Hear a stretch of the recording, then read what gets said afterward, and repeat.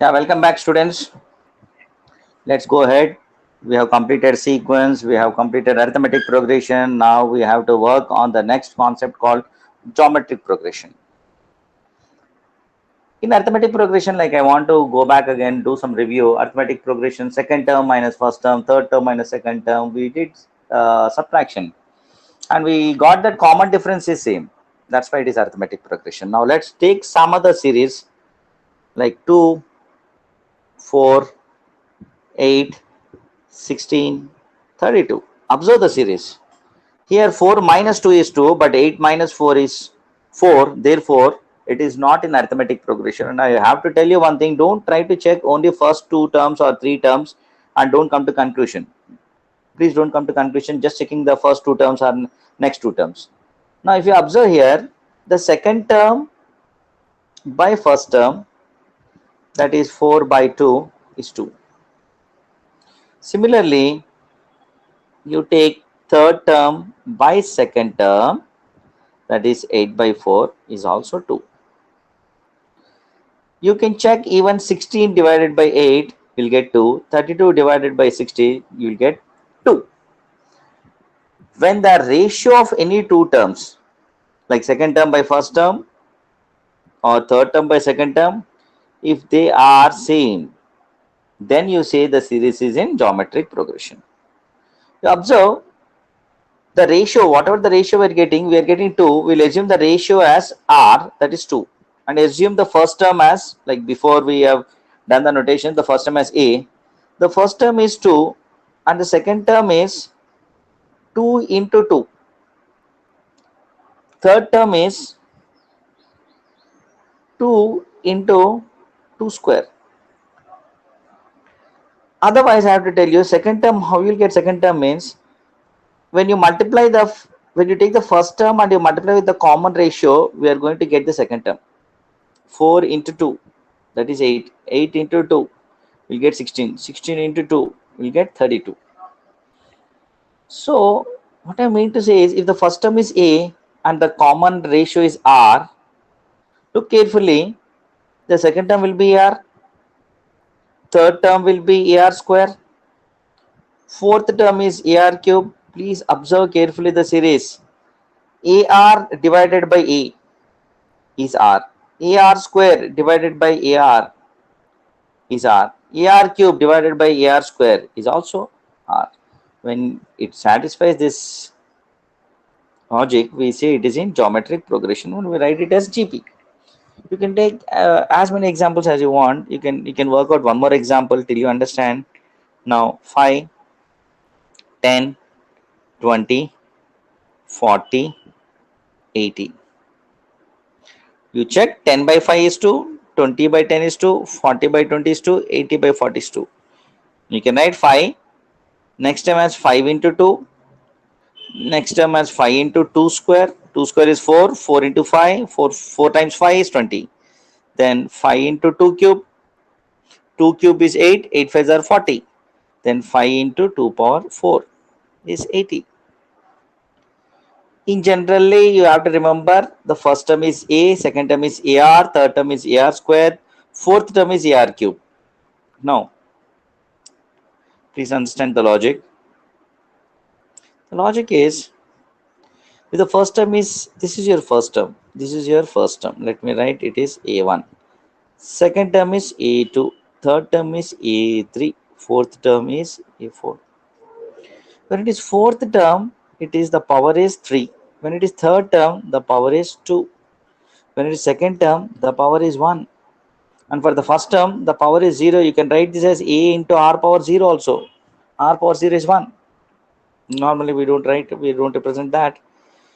So if you look carefully, fourth term is ar cube. So what will be fifth term? Obviously ar power 4. What will be again 100th term? ar power 99. 1 decreasing. Observe very carefully. When it is fourth term, the power is 3. When it is third term, the power is 2. Similarly, when it is fifth term, it is ar power 4. 100th term, ar power 99. Now let's write the general term an. An will be a r power n minus 1. As simple as it is. AR power n minus 1 is the nth term. This is your nth term for GP. Now, when the problems are given to you, suppose if the problem is 5, 10, and 20, and they ask you to find the 100th term. They ask you to find the 100th term. The formula is AR power 99. What is A? A is your 5. What is R? 10 by 5. R is 2. 2 power 99. Straight away you simplify it, you'll get your answer. So even if you want to find, forget about the 100th term, let's take a simple one. 5, 10, 20, then you will have 40. Then you have 80. 1, 2, 3, 4, 5. This is your fifth term. Let's find fifth term. Simply fifth term is AR power 4. You can apply the formula, you can write like directly. So A is 5, 5 into R is 2, 2 power 4. So 5 times 16 and 16 5s is 80. So this is a small example. Then we have like in AP we have some 10 terms. In GP also we have some 10 terms. Now A plus AR, AR square, so on, AR power n minus 1. You want to add all this, that's your sum 10 terms. You have the formula A into R power n minus 1 by R minus 1. There are two formulas because it's ratio, let me tell you. Or A into 1 minus R power n by 1 minus R.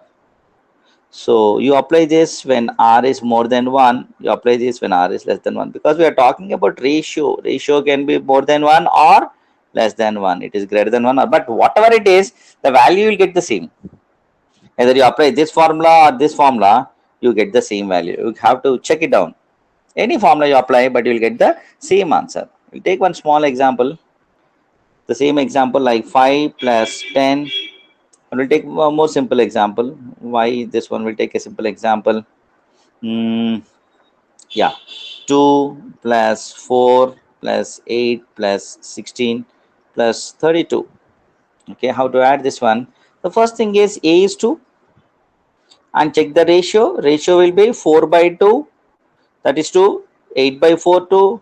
16 over 8 is 2. 32 over 16 is also 2. So the ratio is 2. So according to the formula, R is more than 1. When R is more than 1, which formula you'll apply? You'll apply this formula.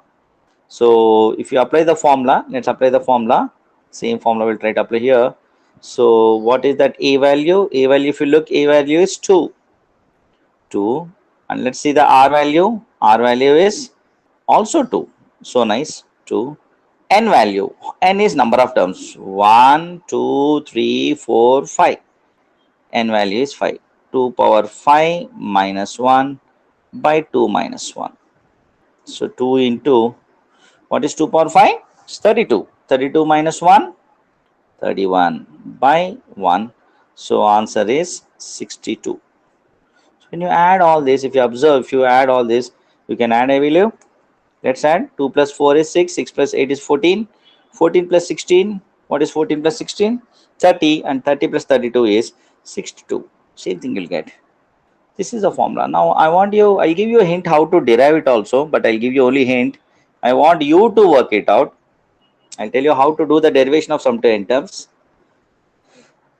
I'll tell you the derivation. The derivation is, first you write S is equal to A plus AR square. Same, so the way we did for AP, same logic, AR power n minus 1. Then reverse it, AR power n minus 1. Only try to write the first term and the last term. Don't worry about the middle terms, it's not required. Add it. What is S plus S? 2S. Now when you add these two, what you will get?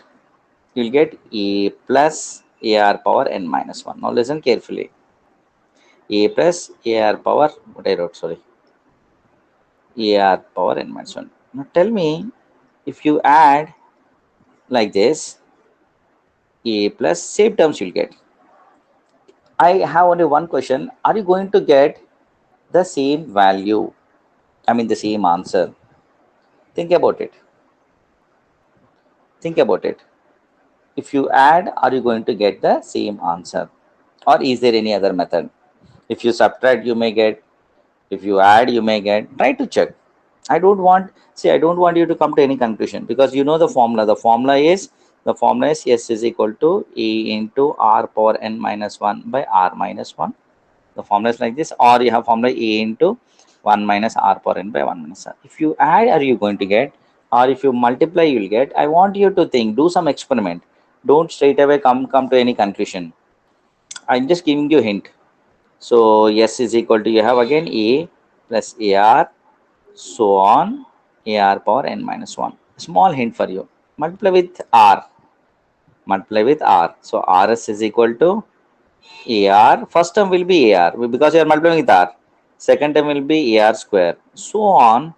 Tell me what with the last term. When you multiply R with the last term, this is your last term. So into AR power n minus 1. If you look carefully, bases are same, power should be added. So what will get A into R power n? How you will get R power n? 1 plus n minus 1. 1 plus n. Bases are same, power should be added. So you'll get AR power n. This is the hint I am giving you. Now work on this. Please work on this. Okay. Then you can add, you can subtract. Okay. I don't know. You have to work it out and come for the derivation. Still, if you are not able to do the derivation, we will discuss in the next class. But I want you to make a good attempt. We have one more exercise based on this. The exercise is very simple exercise. But before that, I have to tell you some more interesting things. Combined interesting things. Suppose A, B, C are in AP. Then we can write B minus A equal to C minus B, second term minus first term equal to third term minus second term. Then here 2B equal to A plus C, small transformation. So B is equal to A plus C by 2. B is equal to A plus C by 2. This B is equal to A plus C by 2. This is called geometric mean. This is called arithmetic mean. So how you will get mean? It is very simple. Suppose if you have to find the arithmetic mean of any two numbers, suppose you want to find arithmetic mean between 2 and 6, so it is simply 2 plus 6 by 2, so that is 4.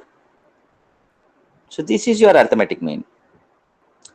Now if you want to find the geometric mean, same way, if you want to find the geometric mean, take ABC are in GP, then you write second term by first term equal to third term by second term, then you cross multiply, you will get B square equal to AC, B equal to root AC. So here this is your geometric mean.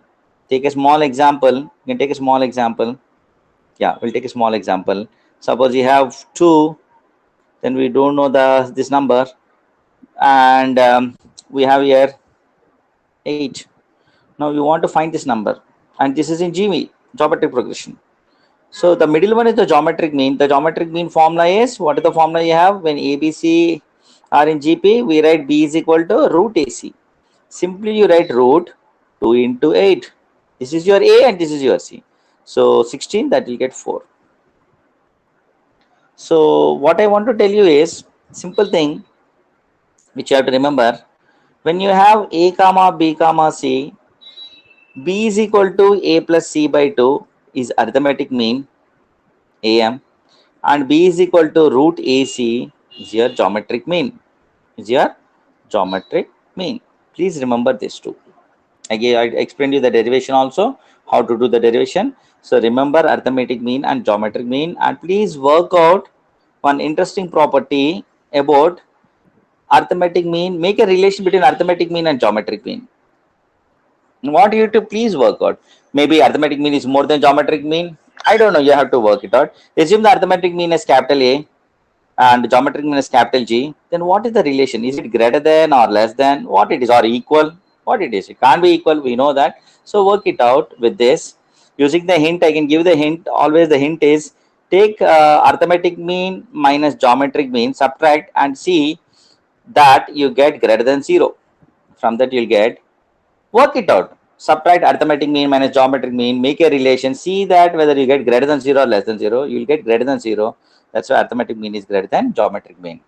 So, but I want you to work it out. How will work it out? Arithmetic mean is A plus B by 2 minus geometric mean is root AB. Take LCM, simplify, apply algebra and do.